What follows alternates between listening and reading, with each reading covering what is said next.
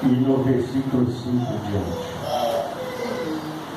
diz assim: estava ali um homem que havia 38 anos se achava enfermo. E Jesus, vendo este deitado, sabendo que estava nesse estado havia muito tempo, disse-lhe: queres ficar são? O enfermo respondeu: Senhor, não tem homem algum que, quando as águas se agitam, me coloque no tanque, mas enquanto eu vou, desce outro antes de mim. Jesus disse: levanta-te, toma tua cama e anda. Logo aquele homem ficou sã e tomou a sua cama e partiu, e aquele dia era sábado. O dia não importa, importa quem fez a obra. Por isso tomar seus assentos. Este homem, irmão, o paralítico do tanque de Deus, ele tinha um problema físico de geração. Então todos os dias o seu sobrinho levava ele à beira do tanque,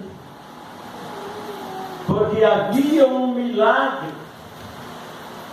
Quando o anjo descia de tempo em tempo, o anjo descia e sacudia a água, agitava a água do tanque, e o primeiro que descesse era curado.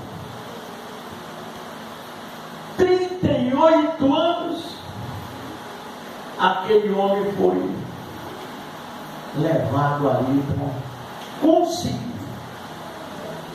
Não confie muito, irmão, em homens, porque ele disse muito claro: não há um homem que ao agitar das águas me choque dentro do tanque. Não precisava colocar ele com carinho, não, irmão. Simplesmente jogasse ele dentro da água, que Jesus fazia o restante. O poder que descia sobre aquela água mudaria a vida daquele cara. Mas existem muitas pessoas, irmão, que você tem uma bênção, você está esperando uma bênção, e aqueles que às vezes parecem ser seu amigo atravessa na tua frente e toma a tua vez. Esse é o desígnio do homem, mas o de Jesus é diferente. E havia uma festa.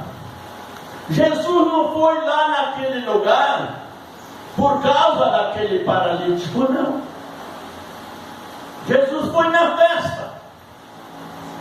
Amém? Só que antes que Jesus chegasse na festa, ele encontrou alguém que necessitava de um milagre. Aí eu te pergunto, amor, você necessita de um milagre? Amém, Jesus. Aleluia. Jesus pode ou não fazer para você? Amém, Jesus. A escolha é nossa, irmão. Muitos homens pulavam por cima daquele paralítico para passar na frente para tomar a bênção dele. Saía feliz, mas deixava o outro chorando. E ele dizia: ninguém vai me ajudar. Só que tem uma coisa: perseverança, irmão. Fé. Só que tem uma coisa: quando nós recebemos de Deus um milagre ou uma bênção, não podemos desprezar aquilo que Jesus fez para nós. Jesus. Não podemos esquecer do milagre que Deus operou na minha vida e na sua. Você está me entendendo? Jesus curou aquele paralítico. Ele declarou a princípio que Jesus tinha operado, que Jesus fez um milagre. Ele testemunhou isso. Só que ele não andou nos caminhos de Jesus. Esse homem, que não morreu pela paralisia, pelo que ele estava sofrendo, morreu depois nas mãos do rei. Você sabe por quê? Ao invés de ele seguir e caminhar nos passos de Jesus, não. Ele foi conhecer mulheres, ele foi conhecer riquezas, ele foi conhecer depois e não tinha condições, ele passou a roubar até o próprio palácio. E a culpa foi preso, foi pecado. Pediu para o sobrinho que clamasse em favor do rei, mas o sobrinho não tinha força para fazer nada. Porque o sobrinho dele é um seguidor de Jesus.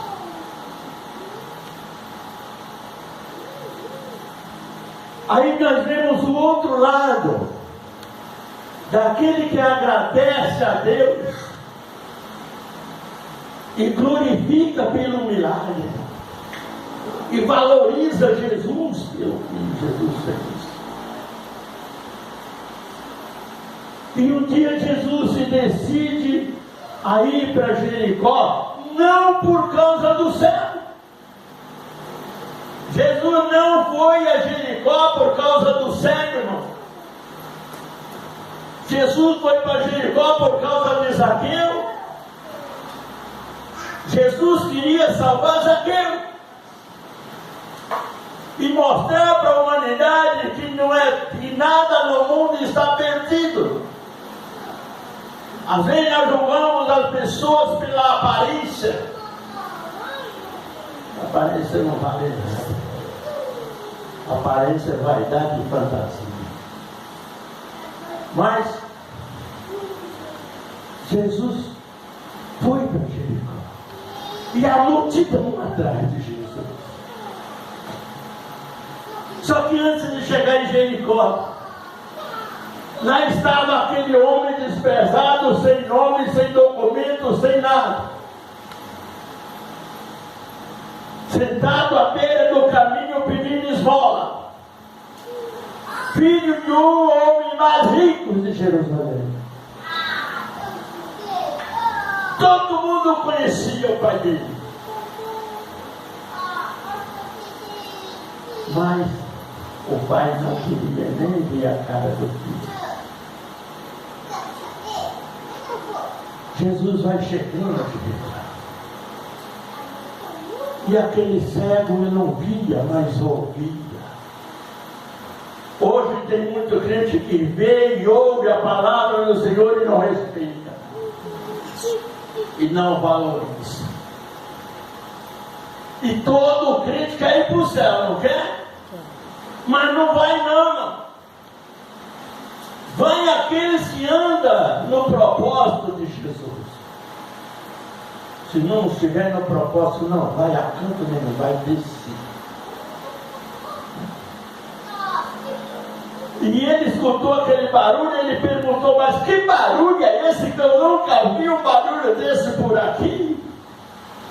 Era louvor, era glorificação, era um monte de coisas dos que andavam atrás de Jesus e também tinha muito pouca fé. Aí, um sujeito disse, é o Mestre, o Senhor Jesus que está entrando em Jericó. Ele sentiu dentro dele que era a única esperança que ele tinha. Irmão, nós estamos vivendo no momento, no tempo que a nossa única esperança agora é Jesus.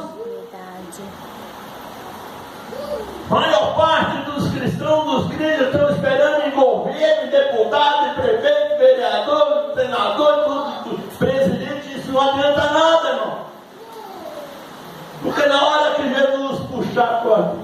está perdido. Não foi a Jesus que você seguiu, foi o homem.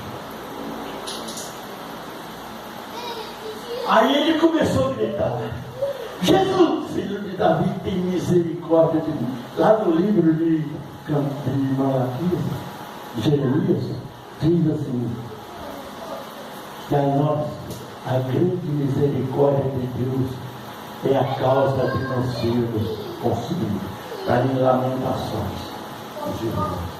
E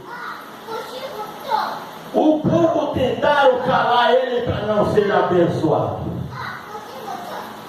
Cala tua boca, não perturba o mestre. É a minha única chance, irmão. É a minha única esperança. Talvez eu nunca mais veja Jesus passar perto de mim. E ele gritava ainda mais alto: Jesus, filho de Davi, tem misericórdia de mim. Aquele grito suave dentro da vida de Jesus. E Jesus falou. Quando nós cremos, quando nós amamos a Jesus, quando nós respeitamos a palavra do Senhor, o Senhor para nos ouvir, irmão. Aleluia, Jesus. Glória a Deus. Jesus parou. O que está acontecendo? É um homem que está gritando pelo Senhor ali. Se traga ele aqui, olha bem. Às vezes a pessoa quer que o milagre vá lá na casa dele. Ele não quer ir nem na igreja buscar a bênção, o milagre do Senhor Jesus.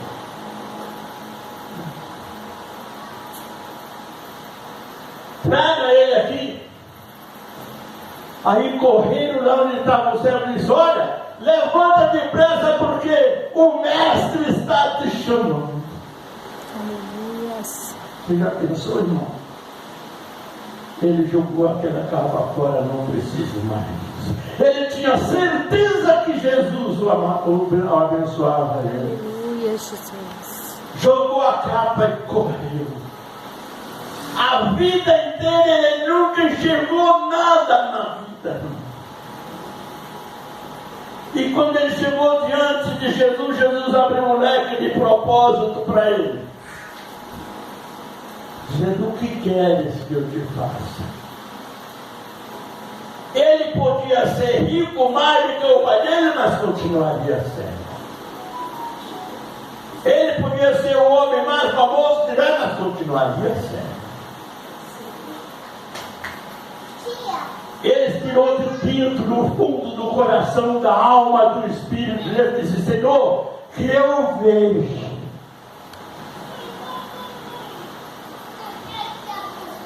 Jesus, Senhor, a tua fé te salva. Aleluia, Jesus. Quando ele menos espera, a primeira coisa que ele vê na vida dele não foi a mãe dando mamar para ele, não, irmão. A primeira coisa que ele vê na vida dele é a face, o rosto do Mestre Jesus. Aleluia. Existe coisa mais maravilhosa do que essa? Ele viu a solução, ele viu o caminho, ele viu a vida, ele viu a esperança, ele viu a salvação, ele viu o seu Criador. Aleluia, Jesus. Hoje, o mundo precisa de entender quem é Jesus. Hoje o crente anda atrás de prosperidade, casamento, adultério, um monte de coisa, mas não anda atrás de Jesus.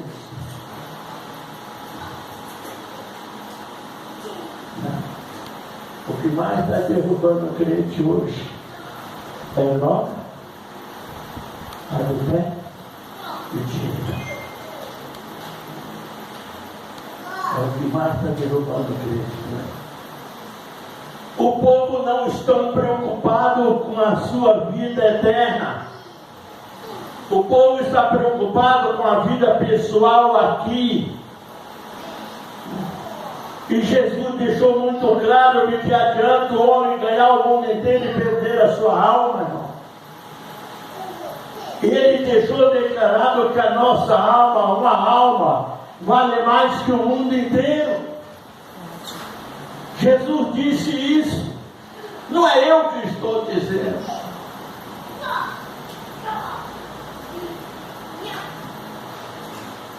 Aquele cego, quando viu Jesus, saiu, acompanhou a multidão, ficou glorificando e seguiu todos os passos de Jesus. Enquanto o outro que foi curado no tanque de bênção, trocou Jesus pela vaidade, pelo dinheiro, pelo adultério, pela mentira. Foi condenado. E o céu foi salvo. Ele ganhou um nome. Sabe qual é o nome que ele ganhou?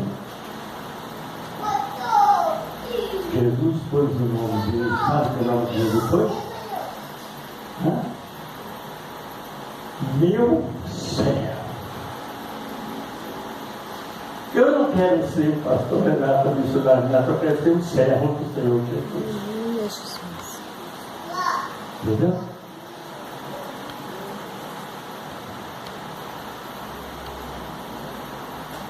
Porque o meu nome, a minha identidade, ela vale para mim aqui. Mas na presença de Jesus, vale aquilo que eu faço para Jesus, o que eu ajo diante de Jesus.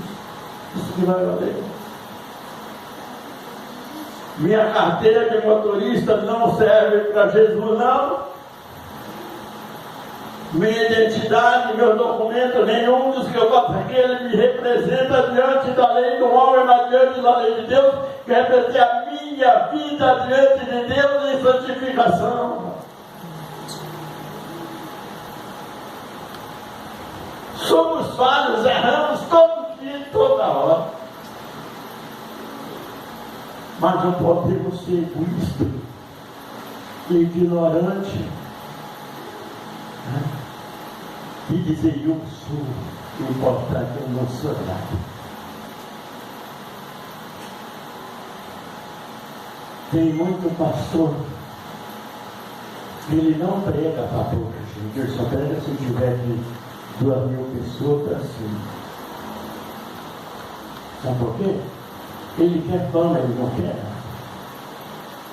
Aí chega, prega, convite, né? Tudo, então, parece tudo verdadeiro, mas não é. Sabe? Jesus é simples. Jesus ele é como eu, como você. Ele é simples. Jesus não quer fortalecer. Jesus quer amor, santificação e obediência. Santo ninguém é, porque hoje a gente diz, eu fiz promessa para São Fulano, São Ciclano, Nossa Senhora do Lar, Nossa Senhora de Cá, isso não adianta nada. Porque aqui está escrito em João 3,3. Pode ver, João 3,3. Não há santo no céu, a não ser aquele que do céu desceu para o céu subiu, o Filho do Homem, né? Desceram 2 do céu, um fez a vontade do Pai e subiu. O outro foi jogado fora, ele não desceu, ele foi jogado. E ficou Satanás. Deus está esperando. Então, cuidado. Muito cuidado naquilo que nós pensamos e fazemos. Entre a bênção do homem do tanque de Bessa e do cego de Jericó, qual das duas você prefere ser? Qual dos dois exemplos você quer acompanhar? O do cego que serviu Jesus o resto da sua vida? Ou do outro que foi curado, testemunhou que Jesus fez, mas foi parar na cadeira do rei?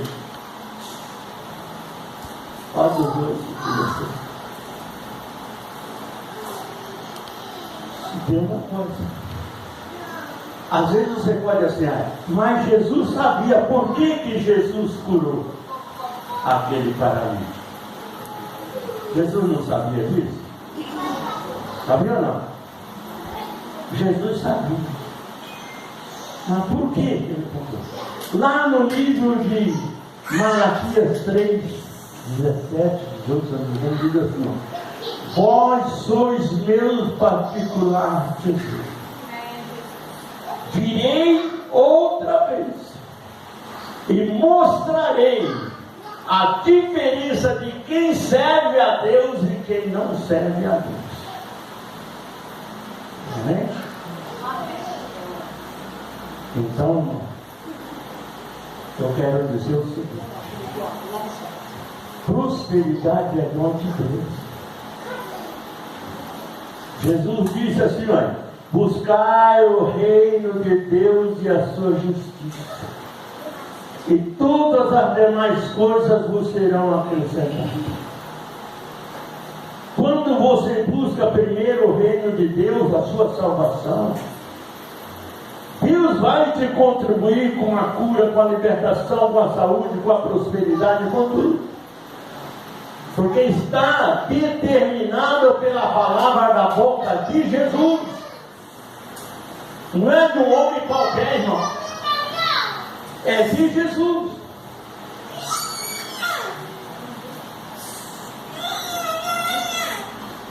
Lá em Deuteronômio 28, a Bíblia diz muito claro.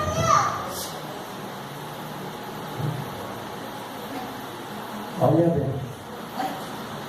Se atentamente ouvir a palavra do Senhor que hoje vos ordena, e cuidar de fazer, cumprir. Então, bendito será no campo, bendito será na cidade. Bendito o fruto do seu ventre, o fruto da tua nação. Bendito será seu entrar e bendito será seu sair.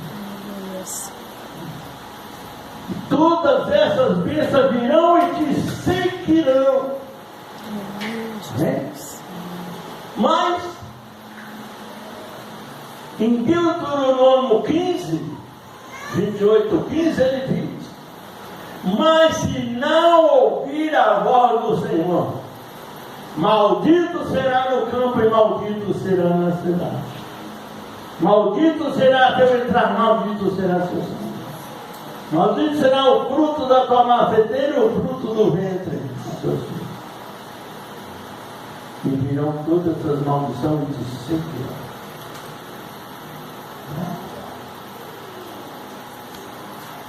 No versículo 13 do capítulo 28, ele diz assim, olha: eu vos colocarei por cabeça e não por causa. Estará em cima, tudo aquilo que você colocar nas mãos, o Senhor vai abençoar, porque você ouviu atentamente a voz do Senhor teu Deus que te ouviu. Caso contrário,